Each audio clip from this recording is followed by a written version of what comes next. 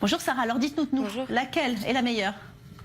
Bonjour Valérie, en réalité il existe une trentaine de variétés de truffes. Évidemment, les deux plus connues sont la blanche d'Alba et la noire du Périgord. Vu son prix qui peut atteindre des sommets, elle est quand même plutôt réservée à une élite. Regardez, j'ai ramené avec moi ce yaourt nature que j'avais oublié dans mon frigo.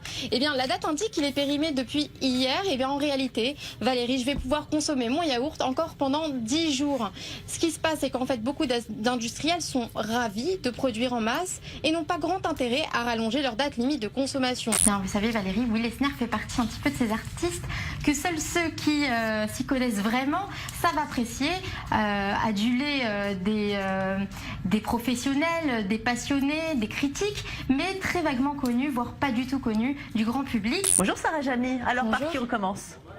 Eh bien, honneur aux dames, Valérie, on va commencer avec Ginny Lynn. Elle a interprété pendant plusieurs années le rôle de Nefertiti. Puis, la jolie grenobloise a essayé de se faire son propre nom dans la musique. Elle a été approchée par les casteurs du film Alive, sorti en 2004.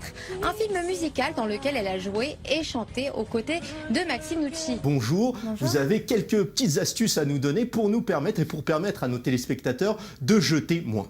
Oui Jonathan, le gaspillage n'est pas une fatalité, on peut tous, chacun à notre échelle, permettre de réduire ses déchets alimentaires et ça commence par les courses. Bonjour Sarah Jamy, tout le Bonjour. monde parle de cette poupée, pourquoi?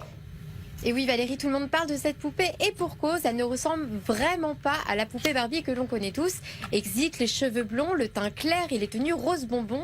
Pour la première fois, la marque Mattel a conçu une Barbie voilée, une poupée à l'effigie de l'escrimeuse Ibtihaj Mohammad, cette athlète qui en 2016 était devenue la toute première sportive voilée des États-Unis à participer aux Jeux Olympiques.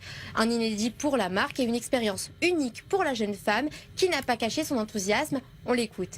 Bonjour Valérie, et non, la palme du pays où les études coûtent le plus cher revient à l'Australie, puis vient ensuite Singapour, tandis que les États-Unis figurent à la 3e place des villes où les études coûtent le plus cher.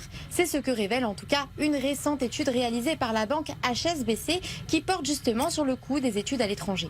En Irak, la fondation Rouya, qui milite pour la culture contemporaine, a offert la possibilité à des jeunes filles d'un orphelinat irakien, la possibilité de monter sur scène et ainsi de mettre un petit peu de côté le traumatisme de la guerre qu'elles ont vécu. Rukaye a 13 ans, c'est l'une de ces jeunes actrices. Elle a obtenu un rôle phare dans l'une de ces pièces montées par la fondation.